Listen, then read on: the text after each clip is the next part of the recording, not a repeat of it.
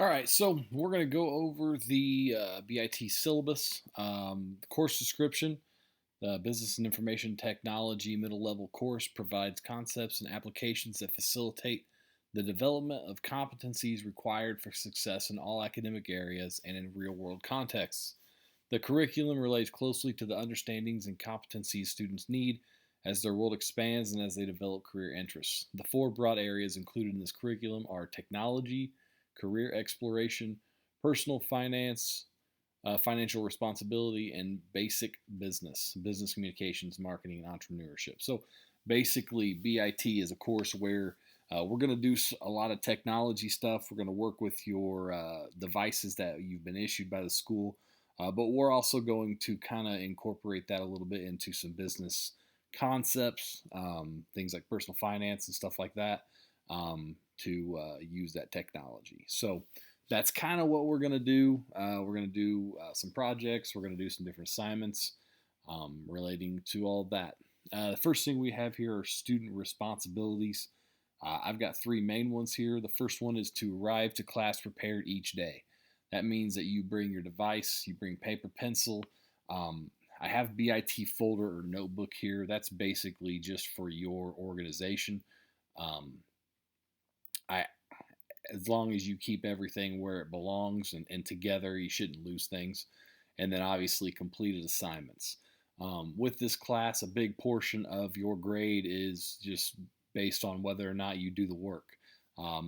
It's not too difficult. A lot of it is about you working with group mates, so it's not something that requires a lot of thought. But there is some work, and you need to make sure that you do it. And if you don't, that's where a lot of people end up failing. So make sure you get that stuff done. Make sure you get it turned in. Always come prepared to class. The next one we have is respect and use all lab equipment appropriately and only when instructed to do so. Um, when we are in the classroom that I have, we do have those computers that we provide for you to be able to use. If you use those, you need to make sure that you take care of them and only use them when you're allowed to. Right? That's not something that you should just go to. You need to ask. If you need help with them, obviously ask. Make sure you respect all that equipment and keep it nice.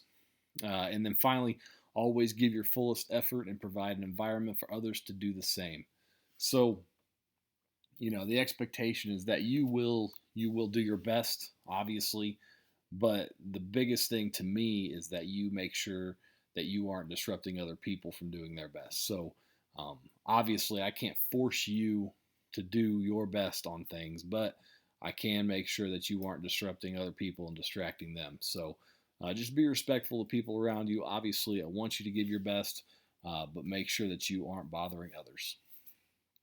All right, we have some classroom policies here.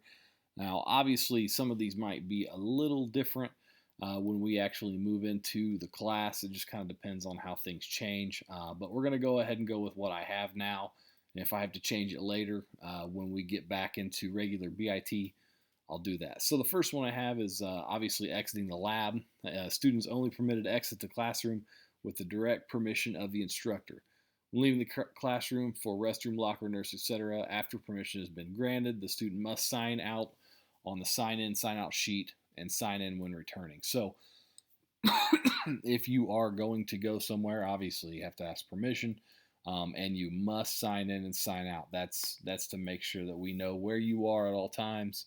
If there were something that happened while you were gone, we need to know that you were gone, when you were gone, and be able to check those things. So, got to make sure that you sign in and sign out. The next thing we have here is the computer policy. So, any tampering with computers will be considered vandalism of school property. The tampering consists of, but is not limited to, moving or deleting icons, adding new icons, changing settings, screensavers, backgrounds, deleting programs, installing programs, downloading programs or files from the internet, and physically altering the computer case, keyboard, mouse, or accessories. So basically, with those computers, just you leave them the way that you found them. I don't want you adding things to them. Obviously, not deleting things from them. Don't move things around and don't flip screens, stuff like that. Just leave those computers for the next person to use them easily as you were left. So take care of them. The next one is about internet usage. Internet usage and research is encouraged, but strongly restricted to classroom concepts of current study. So basically, when we are working on BIT stuff, I expect you to be using the internet to work on BIT. So we're not watching YouTube videos on, I don't know, knitting while you're supposed to be doing research on a certain place that you are wanting to travel to for a project. So make sure that you're doing what you're supposed to be doing, especially on the internet during class. The next thing we have is about equipment policy. So any lab equipment that's broken due to negligence will be charged to the student, parent, or guardian. So if you end up breaking something, you'll have to pay for it. Pretty self-explanatory.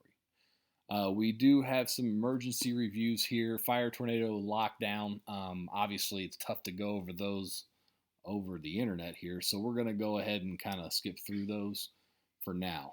We have grading scale here. The grading scale is what you would expect. That's not any different than any other classes. 93 to 100 is an A.